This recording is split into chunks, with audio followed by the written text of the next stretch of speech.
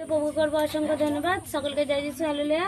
এই দিদিভাইয়ের বাড়ি তো 24 ফুট, নাম হচ্ছে অর্পিতা দলুই। তো এই দিদিভাইয়ের কি তলপেটে যন্ত্রণা হচ্ছিল, মানে যখন থেকে আসে তখন থেকেই যন্ত্রণা হচ্ছিল, যে পরভাষাতে যে ফায়ার পেয়ার হচ্ছিল, তো অন্য ভাষা করাতে এই দিদিভাই মনে হলো কি যে যেমন শরীর ছেড়ে কে বেরিয়ে গেল।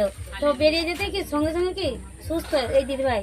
তো ঈশ্বরকে স্পর্শ করেছে, স্পর্শ করতে ঈশ্বর আশীর্বাদ নেমে এসেছে এই দিদিভাইয়ের মধ্যে। তো সকলকে জয় যিশু, হালেলুয়া। নাম হোটেল। দেখো সবার সাক্ষী কিন্তু আলাদা আলাদা, তাই সাক্ষীতে আমরা ধ্যান দেবো। তো এই দিদি ভাইয়ের কি বেশ একটু অর্থের সমস্যা হয়, অর্থের সমস্যা হয় না, হয় না হয়। তো ঈশ্বরের ধন্যবাদ হোক। তো সেই অর্থের সমস্যা হয়, উনি প্রার্থনা করেন, বাক্যকে বিশ্বাস করেন। তো এইরকমই একজনের থেকে সাহায্য চান, কিন্তু সেই সাহায্য তিনি করেন না। তো উনি প্রার্থনা করে কি করেন, ব্যাংকে যান, যে আমার তো ব্যাংকের বই আছে, কিন্তু উনি জানেন আমি ব্যাংকের বইতে কিছু টাকা পয়সা রাখিনি, মাত্র 500 টাকা রেখেছি।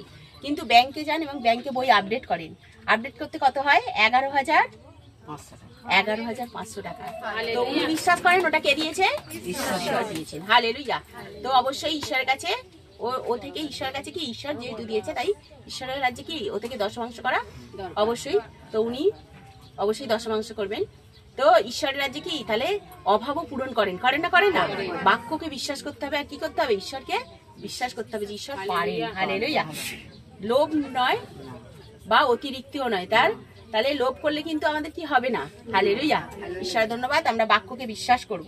হালেলুয়া। তো দিদি ভাইয়ের সমস্যা কি ছিল? এই বাঁ হাতের এইখানটা খেচখেচ করে লাগতো। তো অনেক দিন থেকেই উনি অয়েল দেন, রুমাল দেন, তো ভালো হয়, আবার আসে শয়তান। হালেলুয়া।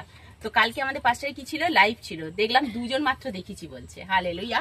তো লাইভ দেখা দরকার আছে না নেই? আছে। তো পাস্টার কতটা মানে সময় নষ্ট করে, কতটা এ করে আমাদের জন্য কি করেন, লাইভে প্রার্থনা রাখেন, যে যাতে আমরা লাইভের মাধ্যমে আমরা কি চাঙ্গা হই। হালেলুয়া। তো এই দিদি ভাই দেখে এবং পাস্টার সেই ওয়ার্ড বেরোয় পাস্টারের মুখ থেকে, ব্যথা যন্ত্রণা, তো উনি আমেন করায়।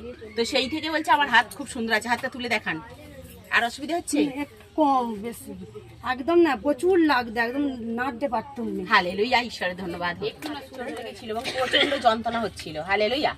তো ওনার মাথায় তখন আসেনি যে অয়েল দেবো, জানে যে পয়সার অসুবিধে, ডাক্তারখানায় নিয়ে যাব, কিন্তু মাথার মধ্যে আসে যে পিতার অয়েল তো আছে আমার কাছে, ইয়ে তো দেখি। তো ঈশ্বরের ধন্যবাদ হোক, উনি অয়েল কদিন থেকেই লাগাচ্ছেন, আর ডাক্তারখানাও নিয়ে যেতে হলে ফোলা বন্ধ হয়ে গেছে, যন্ত্রণাও কমে গেছে। হালেলুয়া।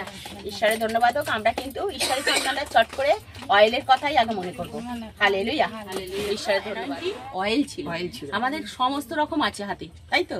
তো সেই অয়েল দেয় এবং রুমাল দ্বারা প্রার্থনা করার পর উনি কি হয়েছেন দেখুন। আজকে ওই বালটিগড়ি থেকে আসতে এখানে অনেকটাই সময় লেগেছে, তো বাসে অবশ্যই উনি এসেছেন। আর দেখুন সম্পূর্ণ এখন সম্পূর্ণ এই যে একটু সামান্য, অনেক কিছু হতে পারতো না, অনেক কিছু হতে পারতো। হালেলুয়া। তো অবশ্যই কি ঈশ্বরের কাছে থাকা, ঈশ্বরকে ধরে রাখা কি হয়েছে অল্পের উপর দিয়ে। আর এখন কি উনি এতটা রাস্তা আসতে পেরেছেন, মানে সুস্থ আছে বলে তো। হালেলুয়া। তো সেই মহান ঈশ্বরের ধন্যবাদ।